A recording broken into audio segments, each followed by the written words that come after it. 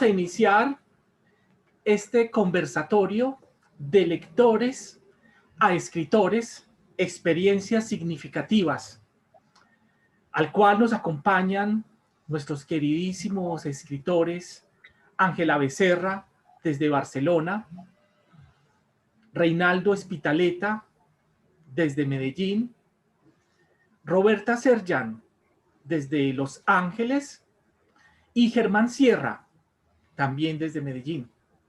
Quiero contarles que Ángela Becerra pues, es una escritora colombiana del Valle del Cauca, muy querida por todos nosotros, radicada en la ciudad de Barcelona.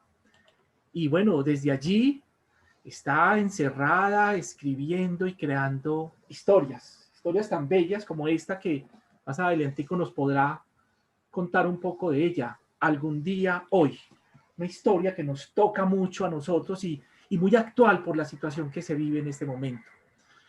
También Reinaldo Espitaleta, escritor antioqueño, nacido en Bello, residente en Medellín, periodista, cronista también, ha escrito cuento, ha escrito novela. Quienes lo seguimos en Facebook podemos ver y descubrir todos los rincones de nuestra ciudad. También tenemos a Roberta Serjan, fundadora de Pasión por la Educación. Una muy buena definición para decir quién es Roberta Serjan es ese. Roberta es pasión por la educación. Es una maestra con muchísima experiencia en temas de formación de lectores. A través de los sitios web y los canales de YouTube y de Facebook de las fundaciones Pasión por la Educación y Taller de Letras, hemos ido compartiendo una serie de videos en los cuales Roberta Serjan pues, nos invita un poco a fomentar la lectura con nuestros públicos, especialmente con el público escolar, que es con quien más experiencia tiene Roberta. Y está nuestro queridísimo lector y escritor Germán Sierra, gestor cultural de la Biblioteca Central de la Universidad de Antioquia, editor de ese boletín bellísimo que muchos coleccionamos que se llama Leer y Releer, un muy bello trabajo que hace desde la Universidad de Antioquia Germán Sierra. A todas y a todos ustedes, muchísimas gracias por estar ahí conectados, por aceptar nuestra invitación.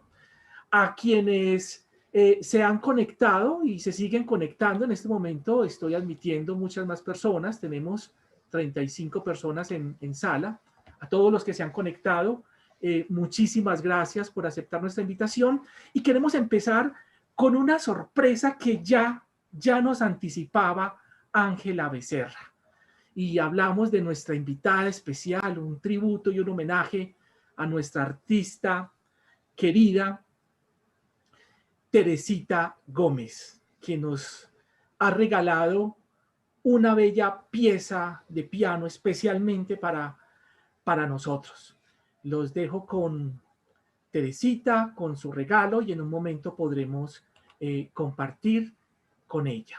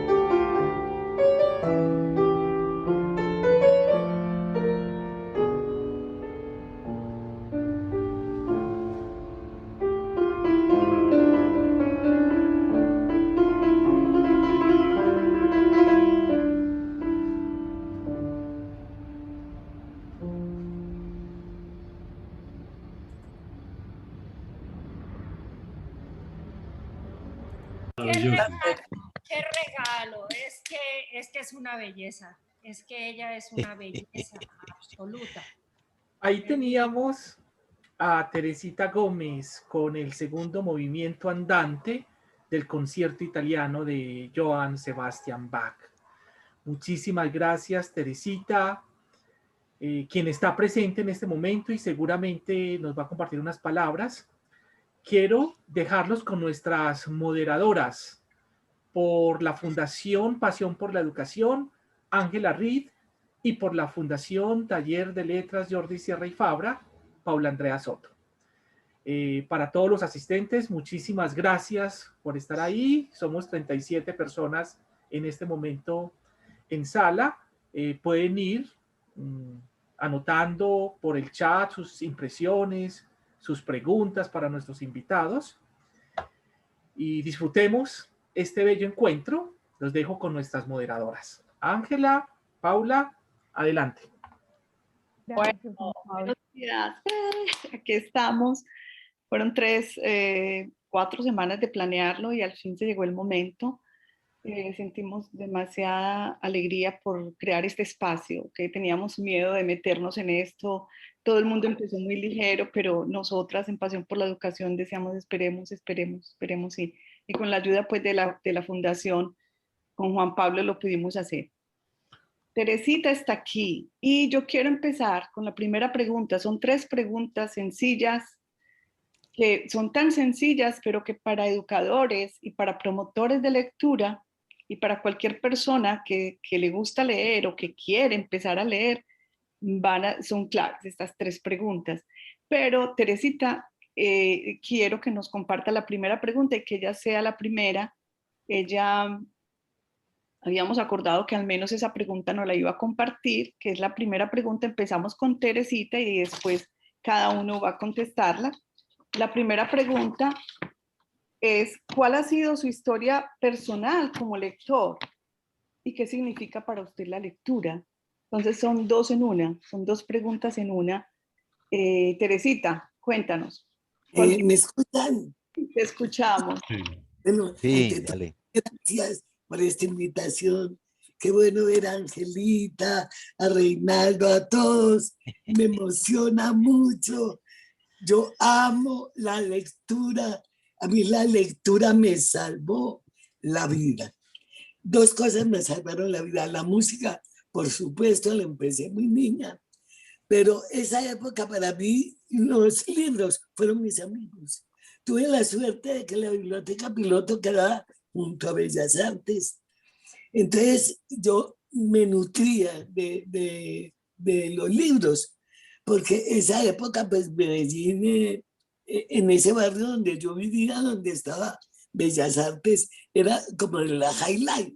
Entonces la negrita ahí con los vecinos no tenía mucho que hacer, pero sí tuve a mano la lectura. Entonces, yo me acuerdo que los primeros, fuera de los cuentos de niños, de Andersen y de todos esos, los primeros, Oscar Wilde, los cuentos, para mí fueron pues maravillosos.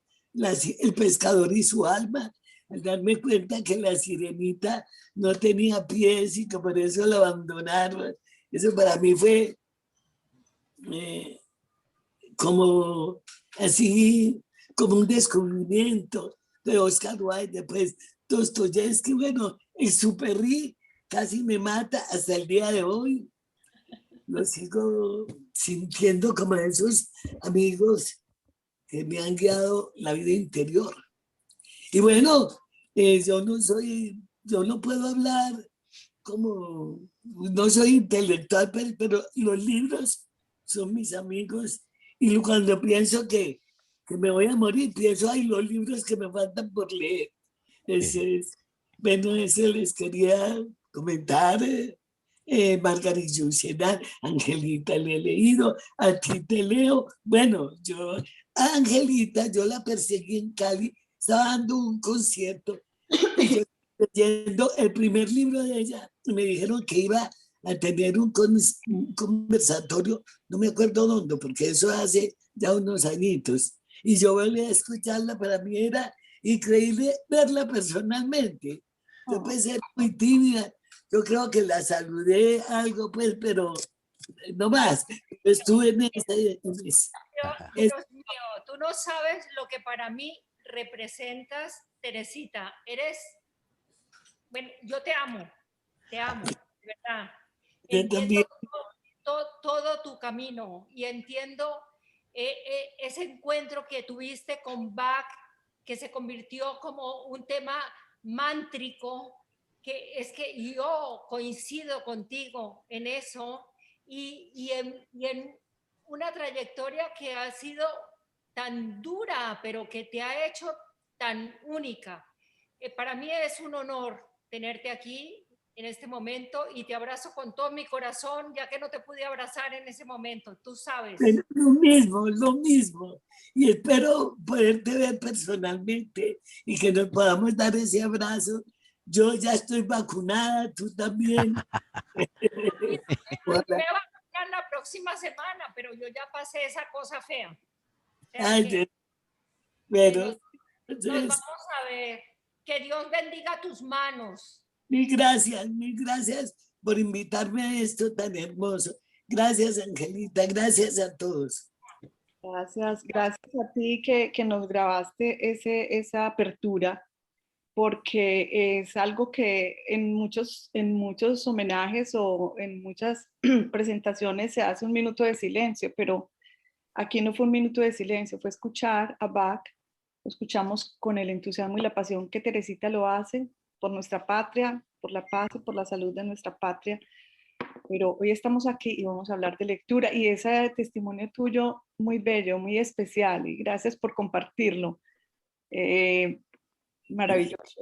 Esa es la idea hoy, compartir esas historias de cada uno. Entonces, esa primera pregunta que acabo de hacer, que Teresita ya nos respondió, ¿quién quiere continuar? ¿Cuál ha sido su historia? Y Teresita, puedes quedarte aquí el tiempo que quieras. Yo sé que eres la... Yo quiero estar todo el tiempo. Protagonista aquí, invitada especial, nosotros te rendimos un homenaje permanente, te admiramos, tu pasión, eres para nosotros como un referente muy especial en Colombia, para nosotros, para todos nosotros. Entonces, ¿qué quieres seguir? Puedes seguir Ángela si quieres. ¿Cuál ha sido su historia personal como lector y qué significa la lectura para ti? Puede continuar Reinaldo, Ángela, Germán, el que quiera comenzar, no hay un orden. Bueno, no sé si quieren yo... Empiece Ángela. Dale, Ángela, adelante. Bueno, para mí la lectura realmente comienza en algo que no es leer, en algo que se llama observar. Cuando tú de pequeño observas, estás leyendo. Cuando tú estás escuchando, estás leyendo. Cuando tú estás tocando, estás leyendo. Cada objeto, cada cosa que vas viendo se va escribiendo en tu vida, se va escribiendo y yo, que yo vengo de una familia que no tuvo muchos recursos, así que para mí la primera lectura es la observación, que además es gratis y que aporta una serie de conocimientos que luego esos primeros 7 años de vida para mí han significado la base de la escritura. Cuando eres atendido, cuando te encuentras desatención, cuando yo tengo recuerdos increíbles de mi niñez, porque gracias a Dios, pues recuerdo desde los 2 años muchas cosas, pero era estar sentada en el alféizar de la ventana con una botella que mi madre le ponía un chupo y que era una aguapanela, y yo me sentaba a mirar y a ver pasar todo lo que sucedía, y allí iba grabando, sin darme cuenta. Entonces, para mí esa fue la primera lectura. Luego vino algo importantísimo, ¿no? Y es que yo tenía muchísimas limitaciones, sin embargo, cayó en mis manos el libro de Peter y Wendy, de Berry, que allí sucedía todo lo que no podía suceder, que era la gente volaba, existía un poder sobrehumano que te llevaba a volar en un barco, etcétera, etcétera. Y entonces me dije, ay, yo quiero vivir allí. Ese fue el inicio de la lectura.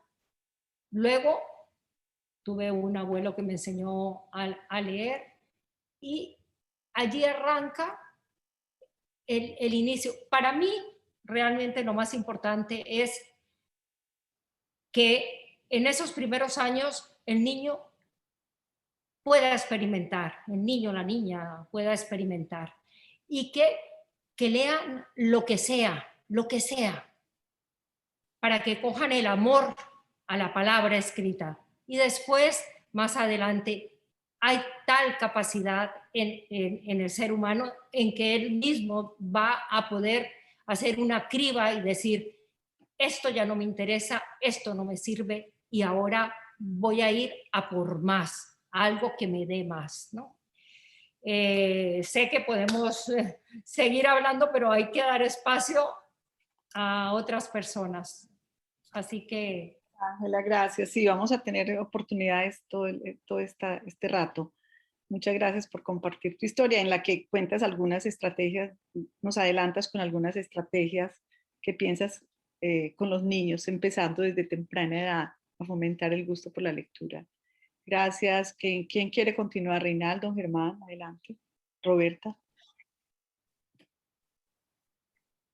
Bueno, bueno, hoy Germán se quedó calladito, entonces aprovecho la ocasión para contestar esta pregunta sobre la cual yo he dado charlas, conferencias, he escrito algunos artículos que aparecen en algunos de mis libros sobre ese asunto tan tremendo y estimulante, ¿cierto? Y asombroso que es el de la lectura y los comienzos, los inicios, en mi caso son hogareños, ¿cierto? Son inicios que tienen que ver con la casa, tienen que ver con la cocina, tienen que ver con una señora que desde a nosotros, que somos 4 hermanos, nos contaba historias tremendas, ¿cierto? Una señora que tenía una gran imaginación, pero que también tenía un cúmulo de lecturas que había hecho en su infancia, en su adolescencia, en su presencia también en unos colegios de monjas, de la presentación que ella detestaba. Y que esa mujer pues tenía una gran capacidad, ¿cierto? De asombrarnos a veces precisamente porque primero tener 4 muchachos, eso era tremendo porque éramos todos muy malcriados y muy inquietos y bastante alzados, ¿cierto? Entonces una forma de control, seguramente ella lo hacía así, entonces nos invitaba a la cocina, otras veces al comedor y empezaba a relatarnos las historias más asombrosas y bellas sobre que después ya supe, pues ahora les cuento, supe de dónde procedían, cuáles eran las fuentes de esas historias, además que ella era una gran inventora y una gran mentirosa, ¿cierto? Para eso hay que ser mentiroso también, y entonces esas historias tenían que ver con la arriería, con la colonización antioqueña, con los viejos relatos orales de los montes y las aldeas antioqueñas, pero desde luego con asuntos que venían desde España, ¿cierto? Como lo de Pedro Rimales, ponía asuntos también que eran del Quijote y Sancho Panza, pero acomodados a la antioqueña. Por eso cuando un señor por allá sacó es que el Quijote a la antioqueña, yo dije, no, pero si esto ya me lo contaron en la casa. Bueno, y esas historias maravillosas se fueron agrandando porque yo soy de un pueblito que era una ciudad obrera muy importante, ¿cierto? En esos años de los 60, o sea, a principios de los 60, en fin. Entonces, es muy interesante que los pueblos, por chiquitos que sean o por grandes, tengan una biblioteca pública. Ahí fue, digamos, la otra parte, la continuación de esas historias hogareñas de cocina y de comedor en esa biblioteca que tenía una sola planta y tenía 2 secciones, una de adultos, otra de niños, donde prácticamente arrasamos con todos esos libros de literatura infantil Yo iba con un muchacho, Alejandro Molina, y nosotros éramos no guardábamos silencio porque no nos parecía, como decía un aviso, que en las bibliotecas había que guardar silencio, y las risotadas que soltábamos, entonces hacía que una de esas bibliotecarias, doña Margarita, recuerdo su nombre, nos sacara pellizcos porque estábamos haciendo bulla.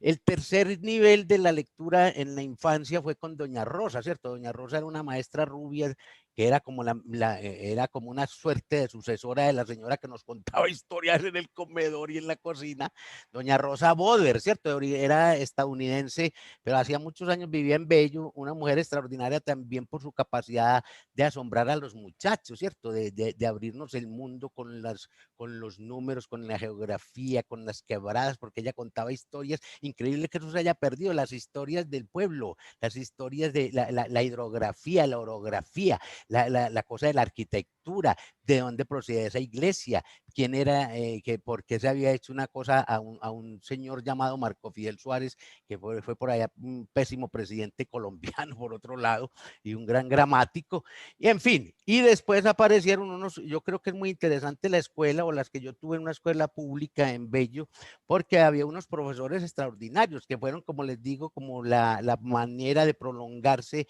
el asombro de la casa, del hogar, de ese mundo, de lo doméstico y de lo interior, con las lecturas y las historias, con los libros orales que tuvimos, ya con los libros concretos de la biblioteca de Bello, y con lo que nos contaba, por ejemplo, un señor como Álvaro Suárez, ¿cierto?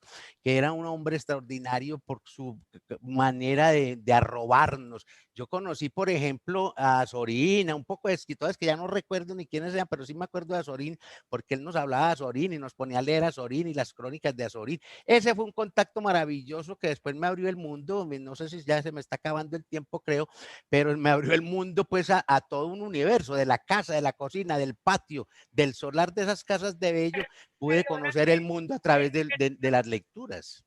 Perdona que te interrumpa, ¿y tu tía Verania?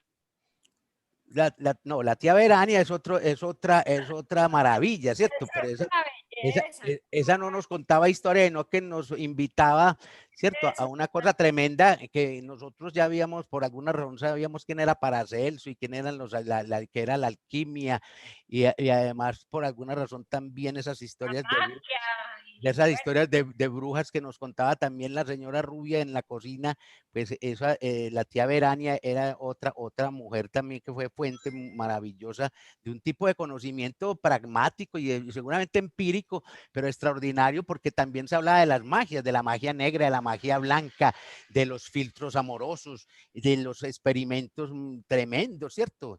Y después cuando uno conoció perdóname, cuando leí ya cosas de brujas en historia, porque también estudié historia, entonces, por ejemplo, esas historias de Michelet sobre las brujas, yo dije, pero si esto ya me lo contaron también en la casa de la tía Verania, que tenía otro nombre, por supuesto, y que yo la bauticé como Verania. Bueno, después me di cuenta que la señora de la casa que nos contaba esas historias las había sacado casi todas, me di cuenta por una razón muy simple, en un barrio de Bello que se llama El Congolo, todavía en una esquina de esas nos manteníamos pues los pelados, entonces contando historias y hablando y jodiendo pues la vida, y llegó un muchacho que se llamaba Álvaro, ¿cierto? Álvaro Castaño, y me dijo, vos que hablas tanta vascuencia, tanta bobada, yo te voy a prestar un libro, ¿cierto? Un libro para que aprendas cosas. Y me prestó los 2 tomos de Las Mil y Una Noches. Recuerdo que era la traducción de Blasco Ibáñez, que era la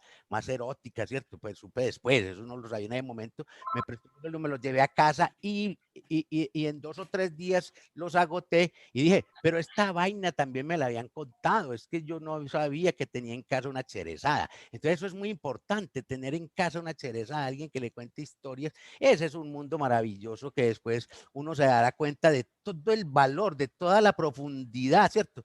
De lo valioso que es tener en la casa esa posibilidad de que alguien, de tener un libro oral, alguien que le cuente relatos, ¿cierto? Y que lo aproxime a esas maravillas de la palabra. Eso es así a grandes rasgos, pues lo que me sucedió. En uno de los primeros libros que leí ya completo fue el de Walter Scott, ¿cierto? Yo por una época era un gran lector de Walter Scott, el gran escritor escocés, del romanticismo pues de británico y todo esto a Ivanhoe. Y nosotros decíamos Ivanhoe, ¿cierto? Nada, Ivanhoe. Después fue que supimos que eso se pronunciaba no sé cómo, pero Ivanhoe o Ivanhoe.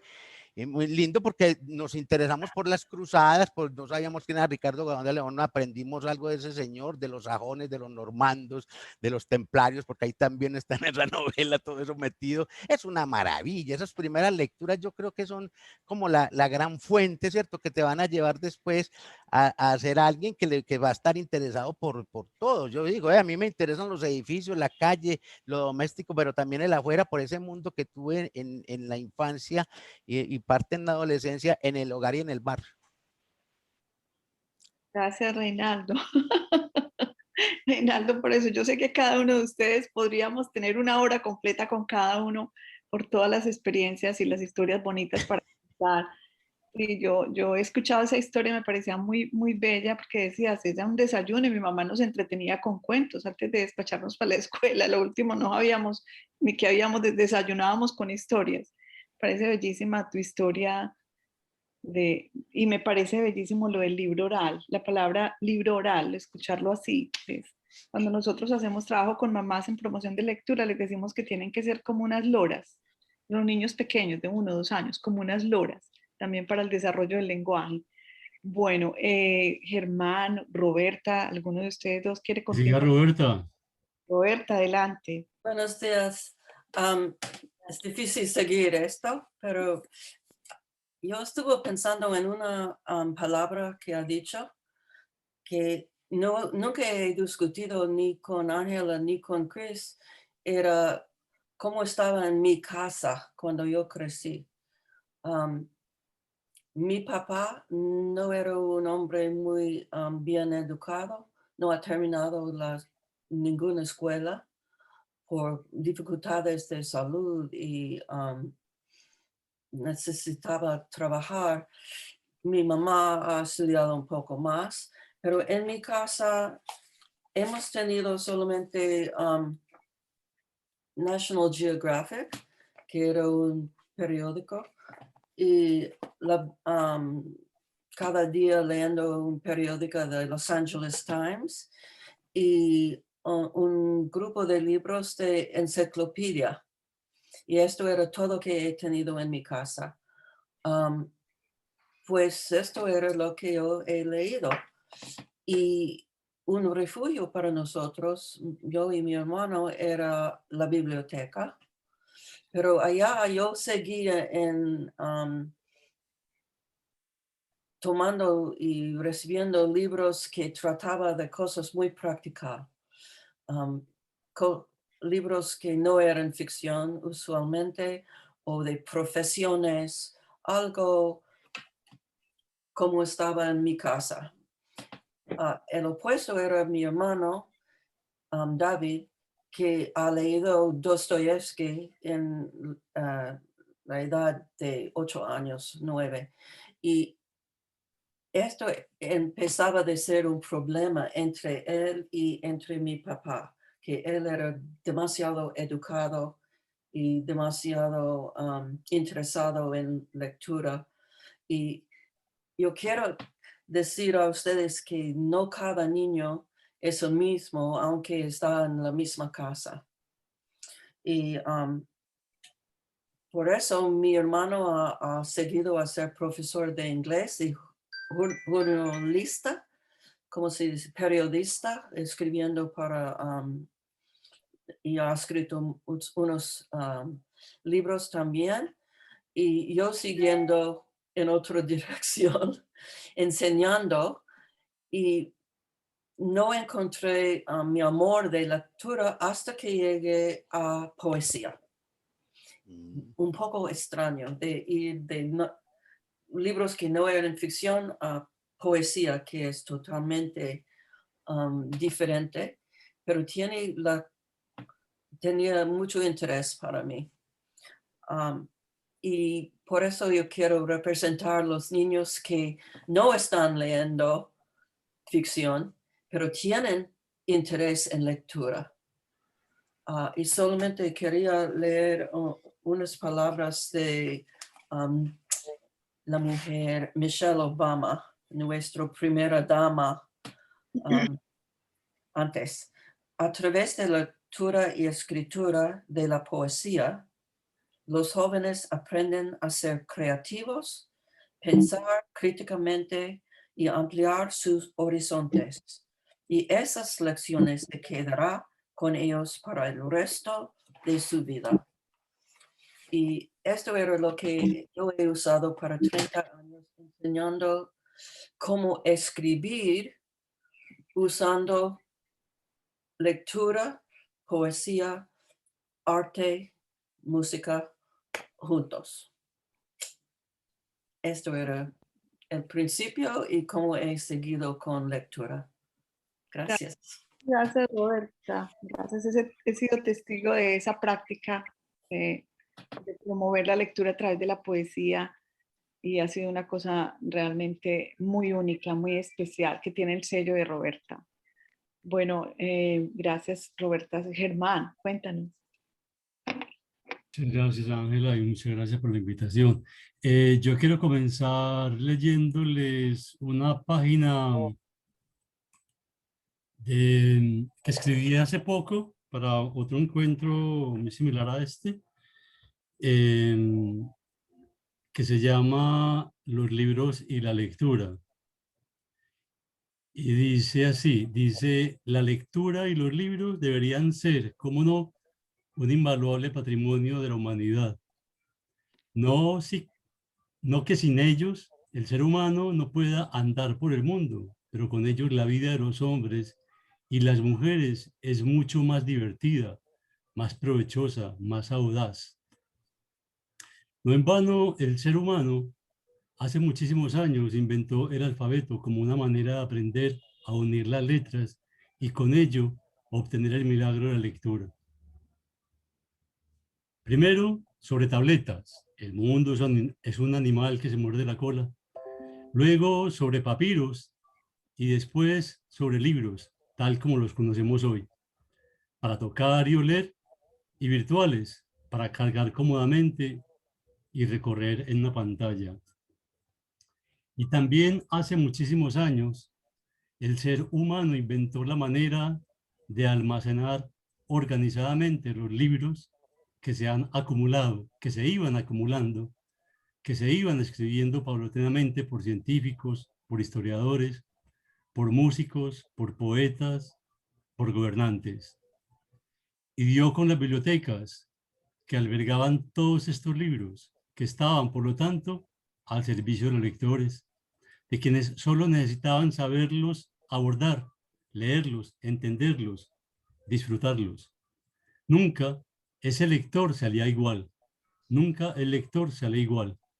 El libro lo transforma, el mundo se le amplía, los conceptos se le multiplican, el conocimiento hace de él un aliado, con más palabras, con más nociones, con más naciones. Calímaco de Cirene, poeta y gran lector, 300 años antes de Cristo, organizó en la Biblioteca de Alejandría, sí, la misma que luego fue incendiada por dogmáticos, es decir, por la antítesis del conocimiento, todos los libros que hasta ese momento se habían escrito en su entrañable Egipto. Con Calímaco inició la querida figura del bibliotecario, quien organiza, sirve y da coherencia a las bibliotecas. Es por ello que debemos defender la lectura y los libros, así como aprendimos a defender el mal gusto, a defendernos del mal gusto y de los malos gobiernos, y las condiciones mínimas para disfrutarlos y aprovecharnos de su condición de objetos bellos y perfectos. Es por ello que debemos tomar los libros y la lectura como algo que constituye un patrimonio cierto, la verdadera extensión de la memoria y de la imaginación, como quería el poeta. Bueno, hasta ahí esa página que escribí. Y respecto a la pregunta de los comienzos, de cómo me hizo el lector, pues yo recuerdo muy lejanamente, era un niño, ya se imaginan de cuán lejano. Era un niño iletrado, no sabía leer ni escribir.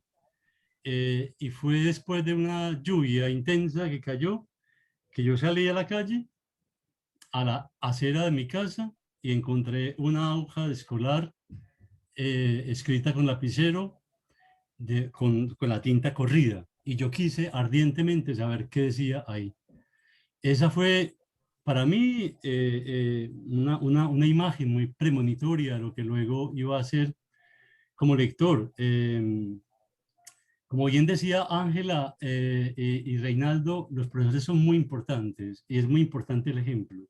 Yo tuve un gran profesor en el bachillerato, en tercer bachillerato, luego en quinto y en sexto, que se llama Luis Cano. Don Luis Cano, en el Liceo Fernando Vélez, que Reinaldo lo debe conocer. A don Luis Cano le debo en buena medida el gusto mío por la lectura, si bien había un terreno abonado en mí, de lector incipiente, de lector empírico, digamos. Don Luis me envenenó, entre comillas, por ese gusto por la lectura, y creo que es muy importante tener en la vida, para cualquier persona, un buen profesor, un profesor que le inyecte esas ganas de leer. Borges decía, no se enseña la literatura, se enseña el amor a la literatura. Eso era don Luis Cano, era el amor por la literatura. Él no era un gran profesor del ABC de la literatura, era un gran profesor en la medida en que transmitía el amor a la literatura. Eso puedo decir. Además, verbigracia, que en mi casa, que no había bibliotecas. Mi papá era gran lector de periódicos y en mi casa nunca faltaba los periódicos. En mi casa, entonces, desde niño, yo aprendí a ver a mi papá leyendo periódicos y creo que eso es fundamental, igualmente, como tener un buen profesor, tener un buen ejemplo en casa. Si no se tiene biblioteca, al menos un buen ejemplo. Nos interesa mucho llegar en esta conversación a cuándo sucede la magia en ustedes para convertirse en lo que han decidido soñar y ser, para convertirse en escritores, para convertirse, Roberta nos adelantaba un poco en esa gran pedagoga que acerca a través de la poesía y de los libros de información este mundo de las letras a los niños, para convertirse en un promotor cultural como lo es Germán y como nos alimenta y nos ayuda a abrir los ojos, digo yo, con sus selecciones para el boletín de la biblioteca de la universidad. La pregunta entonces es, este mundo como lectores, este descubrimiento de ustedes y esa vida como grandes lectores y con ese gusto por la lectura, ¿sienten que los convirtió también en escritores? Sin alejarme de todo esto, pero hay una experiencia humana que estoy viviendo en este momento importantísima, y es que soy abuela. Entonces, yo fui primero madre, pero una madre muy ocupada, una madre que estaba tratando de salir adelante en la vida para poder sacar adelante a mis hijas, y me perdí de muchas cosas muy importantes. Ya sé que lo obvio es decir, a mí este escritor fue el que me llevó a la escritura y todo esto, pero quiero ahondar en algo fundamental, sobre todo para los que nos están viendo, ojalá que sean muchos y ojalá que sean mujeres jóvenes, madres jóvenes, en las cuales radica el hecho de estimular la fantasía, la magia, la capacidad de sentir y de ver las cosas de otra manera. Obvio que yo hablo de mi historia, en donde en mi casa no había bibliotecas, no habían, porque no teníamos dinero. Pero tuve la suerte de tener una vecina que odiaba leer y que su padre le iba dando libros y ella me los daba a mí, yo los leía, le contaba lo que era y se lo pasaba a ella, y eso a mí me abrió un universo increíble, porque no era mi biblioteca personal, jamás la tuve, pero eso me abrió el amor a la palabra. Pero antes de que exista el amor a la palabra escrita, tiene que haber el amor a la vida, el amor a las emociones, a los sentimientos, a los sentidos. No podemos olvidar eso. Eso es el inicio del querer saber, del buscar otras alternativas, de meternos en universos en donde cuando tú empiezas a experimentar, porque tienes incógnitas de el por qué un pájaro se duerme a tal hora, por qué y todo eso lo he reaprendido con mi nieto. Es un regalo que me ha dado la vida, que en el momento en que yo fui madre no lo pude tener. Lo digo ahora porque eso es de una belleza increíble. Me ha abierto otro universo, y es el enseñar que la vida puede ser mágica, que un caracol que está metido y que si le pones agua de repente sale. Eso, el observar y todo eso produce una ansia de saber, una necesidad de explorar. Y allí viene la lectura. Y después de la lectura, el que es escritor primero tiene que haber sido lector. Tiene que haber creído en que la palabra escrita puede con todo y que somos capaces de imaginar otros mundos y que la vida es urgente vivirla, que no podemos desperdiciar nada. Así que yo, como yo voy con los tiempos, hablaría muchísimo, pero creo que la escritura empieza en la educación y en el dejar que el niño vuele y luego enseñarle lo que es la palabra y lo que puede llegar a significar aquello, y que en cuanto entra a leer, va a entrar en muchos universos, en muchas almas, en muchos personajes, y se le va a ampliar la visión de la vida. Y eso se queda para siempre. Ángela, ¿y estás creando historias para tu nieto? Bueno, sí, claro. Bueno, primicia. Bueno, ya viene otro libro. Hay algo muy bonito y es como una cosa muy íntima, pero la cuento, y es que cada mañana, cuando su madre lo lleva al colegio, él me dice, ¿qué has soñado? Entonces yo le invento un cuento, él inventa otro y la madre inventa otro. Y eso es una manera de fomentar la imaginación.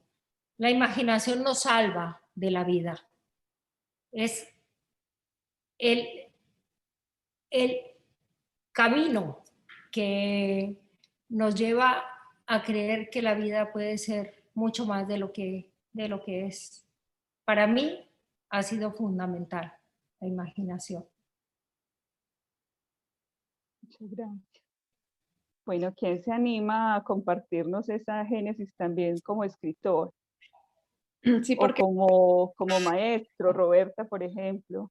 tenemos que contar con lo del tiempo, así como a ver, bien, Ron, para que nos alcance para la tercera pregunta también. Adelante. Solamente quería decir, su segunda pregunta era cómo hacer una transición de lector a escritor. Y estoy de acuerdo que es muy importante que los niños puedan comunicar usando su imaginación, pero no todos los niños pueden ir de lector directamente a escritor.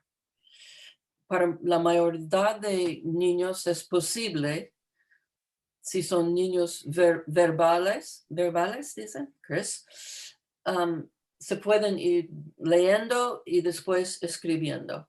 Pero hay muchísimos niños que las maestras tienen que conocer a estos niños muy bien y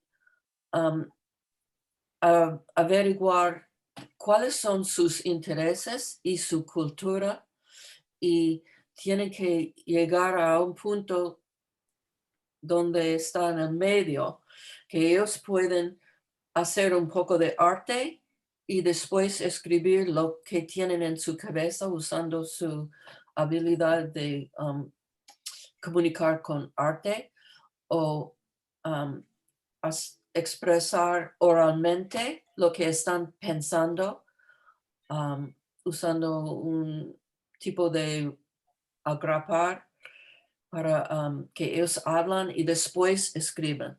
Pues no pueden brincar directamente de leer algo muy lindo, apreciar las palabras y seguir escribiendo. Tiene que hacer unos pasos entre de estructura posiblemente, o arte o música o baile, o cultura.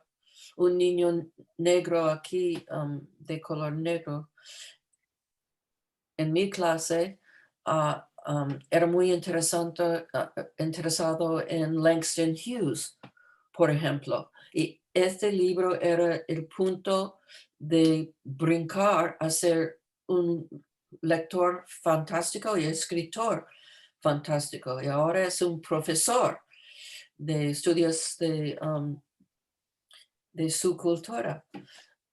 Otros niños tienen que leer libros sobre el campo, campesinos trabajando en los campos, y para llegar a un punto de dolor o felicidad donde pueden escribir. Para esto, para mí esto es la manera de transición de leer a escribir. Ser Gracias. escritor, muchas gracias, Roberta. Sí, evidentemente no todo el mundo tiene los mismos procesos ni la misma inspiración para convertirse en lector, pero Roberta nos hace reconocer que todas las personas tienen diferentes capacidades y que la lectura puede hacer esa magia en ellos y despertar sus capacidades. No sé si quiere continuar, Germán, contándonos su experiencia de gusto por la lectura, cómo lo llevó a hacer lo que hoy nos comparte de su vida. Gracias, Paula.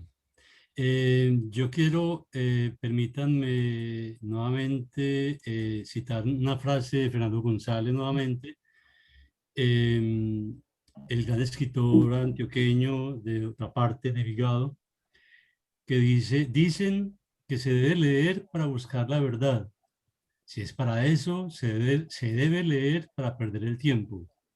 La lectura debe mirarse como un medio para acostumbrar nuestra vista a ver mayor número de matices en la vida. Yo creo en eso, y creo que leer es escribir. cuando eso lo sabe uno como lector, que es en la experiencia personal del lector, cuando se es, digámoslo así, un lector avesado, digamos, que ya no puede prescindir de la lectura. Entonces, uno empieza a reflexionar, a leer de otra manera.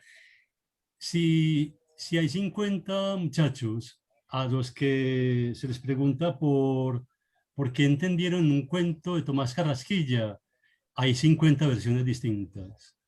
Entonces, ese es un argumento para decir que leer es escribir.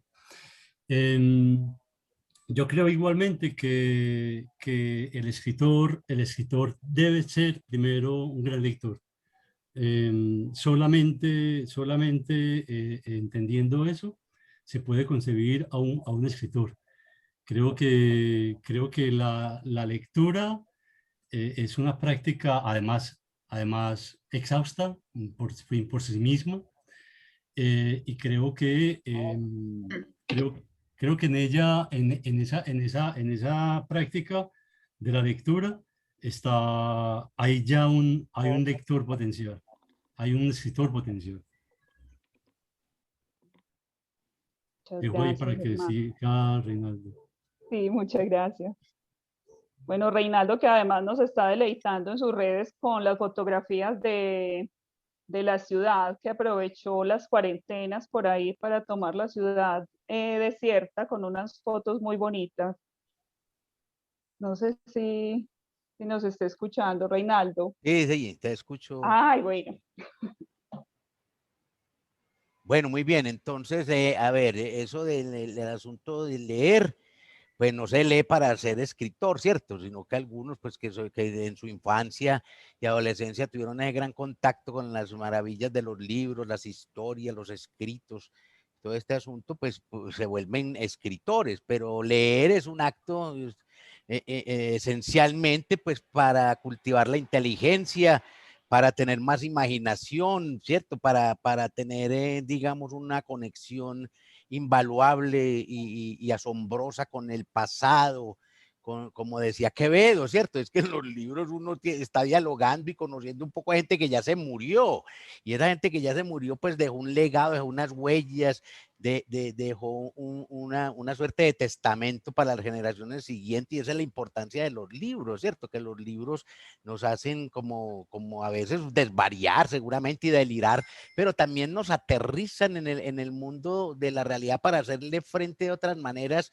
que tienen que, incluso en la pandemia, yo creo que los que menos han sufrido la pandemia son la gente que lee, ¿cierto? Y que tiene en los libros un gran amigo, una gran compañía. Ahora estaban hablando a mí me parece que hay unos lugares como en la época de la adolescencia que son muy interesantes, y ahí están los profesores y no sé qué, pero como mi territorio siempre ha sido en la cosa de la literatura, el de la familia, ese es mi territorio, se me olvidaba hablar de un señor, ¿cierto? Que en la casa pues él no se mantenía mucho porque era un viajero y sus trabajos eran en otra parte, pero él compraba libros de Vargas Vila, de José María Vargas Vila, que era un autor de fines del siglo XIX, comienzos del XX, que la iglesia no lo miraba bien y que estuvo pues como prohibido en ciertos lugares, prohibido leer a Vargas Vila. Entonces él llevaba el libro de Aura o las violetas y las leía, y después cuando se iba a ir hacía que como que nosotros no nos diéramos cuenta, y él le escondía esos libros por allá y decía: nunca vayan a leer a Vargas Vila, ni riesgo, no se les ocurra leer a ese señor, eso está prohibido. Yo lo leo porque yo ya soy adulto y no sé qué, ¿cierto? Esa provocación medio oculta nos sirvió, pues primero para leer a Vargas Vila, nos volvimos unos lectores incansables de ese autor, autor que extraordinario por muchas cosas, panfletario, todo lo que usted quiera, pero que nos abrió también otros caminos. Entonces ahora Ángela, creo, está hablando de que ella le leía a otra muchacha. A mí me tocó una historia, encontrar una historia pues un poco al contrario de esa en el pueblito que se llama Jericó, ¿cierto? Que es un pueblo donde hay como 13 iglesias, un pueblo muy católico, ¿cierto? Como todos estos pueblos antioqueños. Y allá nos contó una muchacha, una señora ya, cómo había prácticamente cogido amor a la lectura, y era leyendo precisamente a Vargas Vila, ¿cierto? Leyendo las novelas de Vargas Vila, pero de pronto su padre la sorprendió, esto es todo el caso contrario, la sorprendió y le dijo que no, que eso era un gran pecado y que ya tenía que ir a confesarse a la iglesia de ahí de la plaza principal de Jericó, al parque, a confesarse, porque eso era un pecado mortal. Y entonces ella, una muchacha entonces muy inteligente, le dijo, no, pero yo quiero seguir leyendo a Vargas Vila. Y entonces le dijo a la del servicio que sabía leer, le dijo, mira, querida Ana Cristina, por favor, por las noches venís aquí a mi pieza y me lees estos libros, ¿cierto? De esa manera yo ya no seré pecadora, porque porque yo no soy la que estoy leyendo. Eso es muy lindo, ¿cierto? Esa conexión con los libros. Esa mujer no se volvió escritora, ¿cierto? Sino que era una mujer que tenía una gran capacidad de alucinación, de asombro, de transmisión, de conocimientos. Una señora de esas maravillosas de pueblo, ¿cierto? Entonces no es para uno ser escritor, desde luego. Pues en mi caso, pues yo derivé en ser escritor sin darme cuenta, y no me di cuenta en qué vaina era esa de ser escritor, y de pronto resulté escribiendo un poco de historias que tenían que, luego como me convertí en periodista, pues eso también me aproximó mucho a la vida real, a la vida de la ciudad, a la vida de los barrios, a la vida de la gente que nunca salía en los periódicos, y que esa fue una de mis elecciones, publicar cosas de gente que prácticamente eran las víctimas del poder y no a los protagonistas del poder. Sí, todo eso y los procesos pues, de lectura inconscientemente uno pues va teniendo una inclinación. Yo me acuerdo que por allá en un colegio en Copacabana, en bachillerato, entonces yo escribía, un profesor de español extraordinario, es que eso es cierto, lo que decía Germán y todos, y los profesores es como, si son buenos, son un faro, son una lumbre, son una linterna maravillosa. Y entonces él nos hablaba del Cid Campeador, pero de una manera tan apasionada que yo, pues, yo no sé, un poco de alumno, pero yo escribí una adaptación del Cid Campeador, ¿cierto? Y entonces de Ruiz Díaz de Vivar y no sé qué.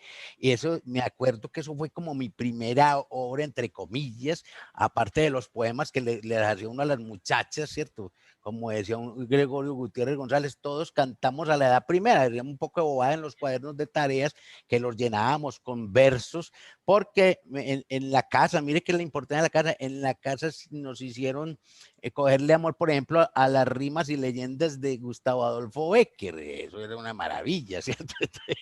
Bueno, por eso entonces el periodismo desde luego te vuelve también un ser que va a estar ya en contacto con la realidad, ¿cierto? La literatura y todos estos libros en contacto con otras cosas que a veces superan la realidad, pero el periodismo tiene esa facultad, ¿cierto? De que te hace andar la calle, ¿cierto? El reportero que husmea, el reportero que va de un lugar a otro. Eso ya se acabó, ¿cierto? Ahora que hablaban de los buenos periódicos de años, ya los periódicos no sirven para nada, pues por lo menos pues, en estos lados. Bueno, yo creo que ya vamos por la tercera y última pregunta. Juan Pablo sugería que habíamos hablado de compartir algunas estrategias y Juan Pablo me dice pues que compartan una cada uno o dos máximo, y que no repitan, porque ya sabemos que tenemos infinidad, es más, ya las han compartido, ¿cierto? Ya las han compartido. Reinaldo dice, cuando decía no lea esto, Roberta ha compartido, Ángela ha compartido, Germán con sus profesores. Entonces sentimos que es una pregunta que está respondida, pero si ajustamos uno o dos más, vamos a apuntar a esas estrategias. Roberta tiene una lista larga, pero empecemos y que sean como las dos más historias o estrategias más significativas que ustedes piensan que ayuda a promover la lectura todavía, aún en un tiempo de tecnología, de tablets, de celulares, donde los niños, pues el libro de papel es más difícil que lo miren. Compartir, al menos 2 cada uno. Les agradecemos. Adelante, Ángela.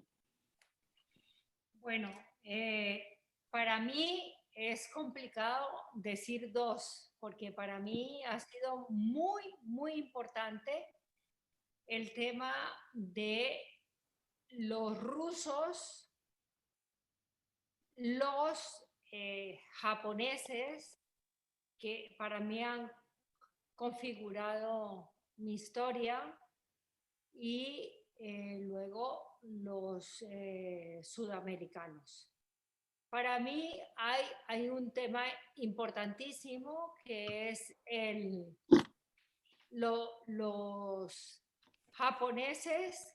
Hay una corriente que se llama la Yunkakakua, que quiere decir la atmósfera de las sensaciones, donde es más importante las sensaciones que el final de la historia.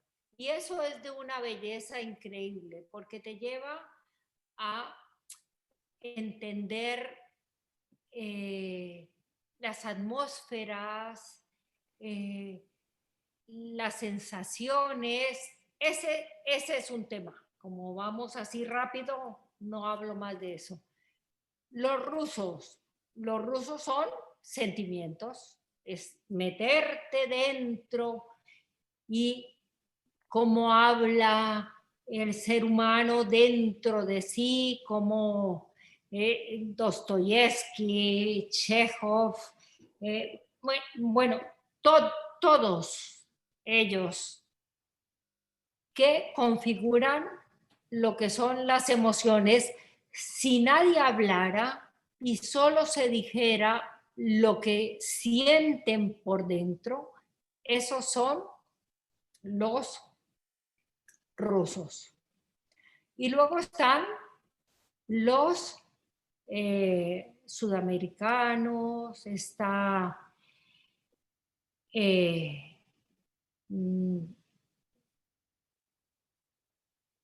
Gabo es Gabo. Tengo que decir que para mí Gabo, como escritor, es una maravilla, y como ser humano no me llegó. Lo conocí y fue lo que fue. Pero lo admiro porque es divino. Cortázar, Borges, me quedo corta ahora, no sé, pero es la magia de escritura, de lectura, de descubrir atmósferas. Para mí han sido fundamentales. Los amo a todos. Todo lo que les digo a mí me ha configurado mi vida intelectual. No me considero una intelectual, me considero una outsider.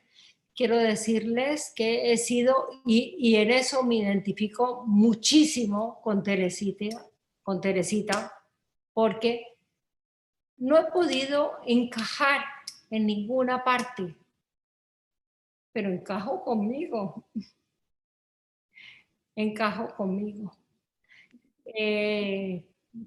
No vengo del mundo intelectual, pero escribo y soy feliz escribiendo. Y ya no pido encajar en ninguna parte, porque encajo conmigo. Y mi vida es caminar y hacer mi camino yo sola. Y lo digo porque yo sé que hay gente que quiere entrar en un espacio. No, yo no fui aceptada en ese espacio. Escribo porque me nace escribir. Hay gente que me quiere, hay gente que me lee, y que es feliz con mi lectura, y eso a mí me hace feliz. Y ahora cierro esto. Yo sé que Teresita me entiende. Y 1000 besos. ¿Cierto? Entonces, para ir como concluyendo, vámonos con, yo he querido como que continuemos con Roberta, que Roberta ha sido formadora, porque ustedes todos han hablado de la influencia que ha tenido un maestro en sus vidas. Y yo pude ser la asistente, a la voluntaria que tuvo Roberta por algunos años. Encontramos que éramos almas gemelas a nivel educativo. Y el nombre de Pasión por la Educación lo pusimos en honor a Roberta, que cuando se retiró llenaron la escuela, en todas las puertas de la escuela, diciendo, se busca una foto como alguien para la cárcel, se busca por pasión por la educación. Y era la encargada de la poesía en la escuela y todo esto, y enseñaba a los niños a memorizar poesías en tercero de primaria. Cuando yo venía de Colombia, donde ya eso era como memorizar poesías, eso era de cuando yo estaba chiquita, pero no era de este tiempo, pues Roberta lo hacía con sus niños, diferentes poesías en español, y todos estos muchachitos repetían poesías en español. Entonces yo quiero que Roberta comparta un poquito de esta última pregunta, al menos 2 o 3 estrategias que le funcionaron, que yo fui testiga de niños escritores, de niños en tercero de primaria que decían, yo quiero ser escritor. Adelante, Roberta. Su pregunta era cómo animar a los niños a gustar leer. Y la primera cosa que quería decir es difícil convencer a los niños a gustar leer por diciendo, tiene que leer, es fantástico, van a divertirse mucho. No vale con niños. Tiene que dejar un libro en su mesa de lo que ellos han expresado que tienen interés. Por ejemplo, si un niño le gusta mágica, te va a venir y dejar un libro en su mesa y el niño va a decir, ¿quién ha dejado este libro en mi mesa? Pues no va a ser respuesta, pero él va a mirar, mágico, muy interesante. Y el niño entra adentro de su escritorio. Eso es una manera de animar a los niños.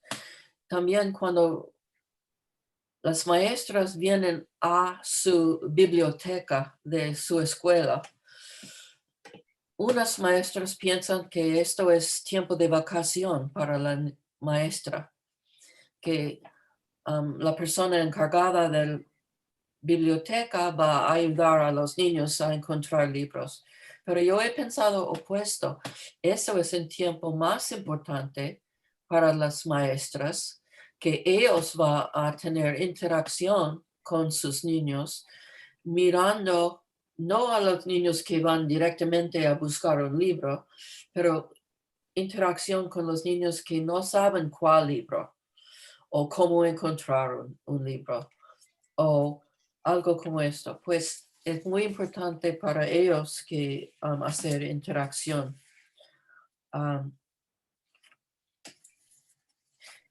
Pueden, antes de ir a una biblioteca, pueden pedir a la persona encargada de la biblioteca a preparar, si tiene 32 niños, por ejemplo, como yo he pedido que van a tener 40 libros sobre una mesa de un tema que estábamos estudiando, o indígenas, o animales, o poesía, o historia de cualquier cosa. Y la persona encargada va a poner todos estos libros encima y mis niños van a escoger uno para recibir este niño, y también pueden buscar otro libro que ellos tienen interés especial.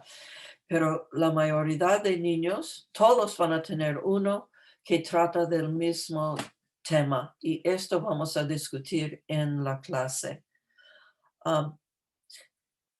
No es una pregunta si voy a tomar o no voy a tomar, o voy a llevar o no voy a llevar. Aquí hay los libros llévalo a su casa a leerlo. Y de esta manera, cada otra semana, cuando fuimos a la biblioteca, han leído un libro del tema de la clase y uno de su interés especial. También en mi clase he usado lo que yo he explicado como psicología al revés. Yo he tomado un libro y he dicho, ¿quién quiere leer este libro? Es un libro muy complicado y bastante difícil y no sé si van a entender porque es escrito para niños un poco más altos y sus manos están aquí. Yo quiero. Pues, yo he dicho que es algo que tiene una sorpresa al fin y no es muy linda, es algo muy triste. Y si van a llorar, no quiero oír de esto porque yo estoy dando un warning que no van a leer este libro si van a ser demasiado triste. Pues otra vez, otro grupo de niños. Pues no puede hacerlo todo el tiempo, pero es un tipo de estímulo que es muy, se funciona muy bien. Y en el caso de transición, ¿cómo van a animarlo de leer y escribir? Si yo voy a dar los 40 libros son sobre animales y ahora vamos a escribir poesía sobre animales y van a leer mucha poesía sobre animales y después van a escribir su propio poesía sobre un animal. Y estos son los pasos: leyendo libros, leyendo poesía, escribiendo poesía y después escribiendo párrafos, cuentos. Es más fácil y es difícil creer, pero yo voy a leer una oración describiendo poesía y escritura. Poesía es expresión de un sentimiento, jugando con palabras. Música escrita, todo eso es poesía. También es un instrumento para que el lenguaje llegue al estudiante de un modo lúdico, musical y rico. Y esto es lo que yo he encontrado, que es más fácil y no he dicho nada de rhymes, no es una rima. Están escribiendo en una forma musical, sino no tiene que tener rimas. Y en esta manera pueden escribir no oraciones, sino frases cortos o una palabra o dos y van a llegar a un punto que pueden seguir a escribir de otra manera en escritura. También solamente una cosa más. He hecho esto con Chris y en Bello cuando estábamos en Medellín. Muchas veces yo uso esta manera. Yo corto pedazos, una mitad de una cara. Y después las personas, niños, van a dibujar segunda parte. Después van a describir en frases cortas cómo parece esta persona. Después, ¿qué están pensando esta persona? ¿Cuál es su trabajo? Cosas como esto, corta. Y después van a escribir un cuento sobre esta persona. Es una actividad, el tipo de actividad que puede usar una foto, arte, frases cortas como poesía y después escritura. también, well, no era el último porque tengo uno más.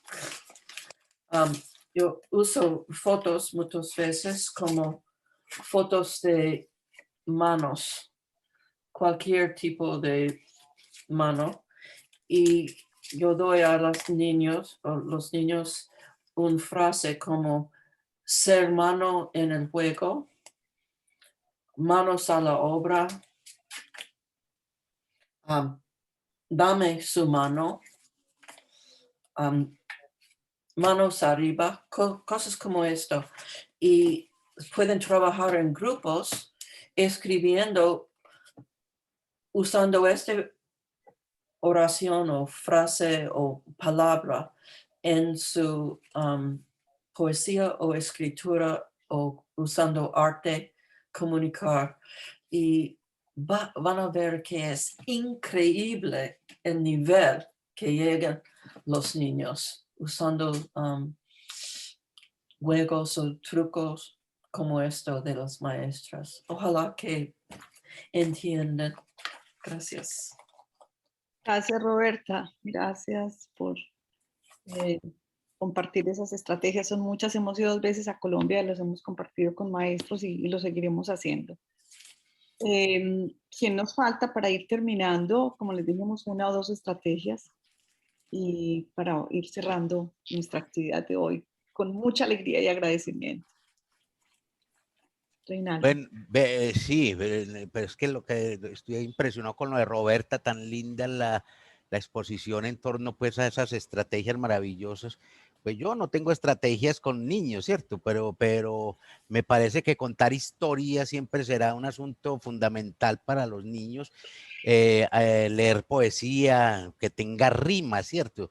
Y sobre todo a los niños yo sé que les fascinan las gitanjáforas, que son sonidos, que son palabras que no significan nada y que ya Alfonso Reyes pues hizo un tratado sobre la gitanjáfora, que eso es muy lindo, pues, cucaramácara títere fue, eso es una gitanjáfora, eso no dice nada, pero para los niños es extraordinario eso porque es la sonoridad a través de la física del sonido. La lengua es maravillosa en ese sentido, yo creo que puede ser muy clave. Lo otro es la lectura en voz alta, pues yo no sé si eso sirve para la gente, yo porque la practico en casa desde hace muchos años y quiero pues también compartir brevemente esta experiencia que tengo con la Mona, ¿cierto?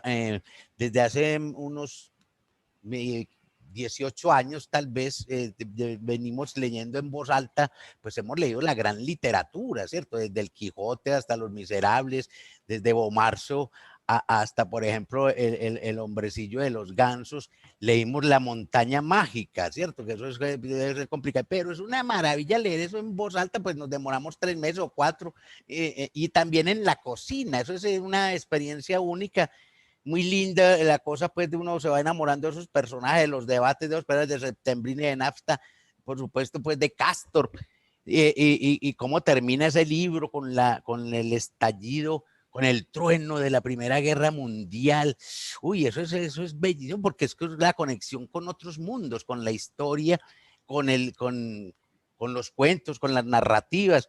Eso me parece que es lindo y que en las bibliotecas públicas deberían hacer jornadas, las han hecho desde luego, de lectura en voz alta, donde los niños también se atrevan a leer en voz alta, los niños y los adultos. Creo que eso es interesantísimo, pues yo lo digo porque lo hemos experimentado y creo que es muy productivo en el aspecto de despertarnos mucho más la imaginación, la cosa de las conceptualizaciones, es que se nos olvidó conceptualizar, eso es muy clave. Entonces esas lecturas son en ese sentido muy edificantes, como decían los curas antes.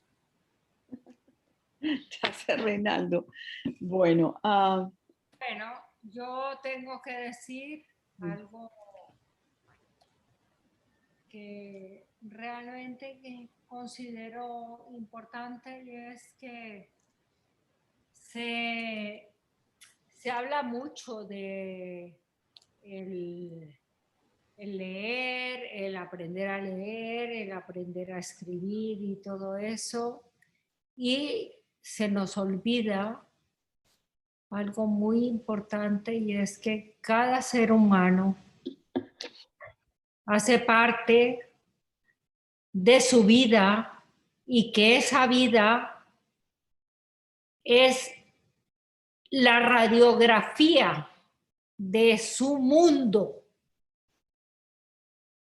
Y por más que leamos, por más que escribamos, por más que queramos saber, y Teresita yo creo que está de acuerdo conmigo, no la quiero,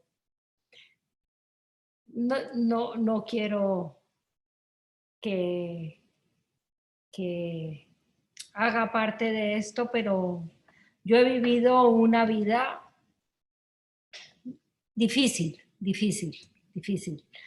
Y doy gracias a la vida por haber vivido esa vida difícil, porque esa vida tan difícil me abrió la posibilidad de vivir, de buscar una salida para no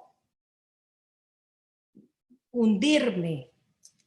Entonces, pueden haber muchos, se hablan de métodos, de no sé qué. No hay métodos, no existen métodos. Lo que existe es la vida que siempre es maravillosa y dura, es la que nos lleva a indagar, a buscar salidas, a reivindicarnos. Por eso hablo de Teresita, porque para mí, yo viví una vida que, bueno, no la voy a explicar por respeto a todo, a mi familia y todo eso, pero a mí la vida no fue fácil, pero eso lo agradezco infinitamente, porque eso me dio la posibilidad de abrir un universo que es la escritura, donde yo podía volar, donde yo podía crecer, donde yo podía ser.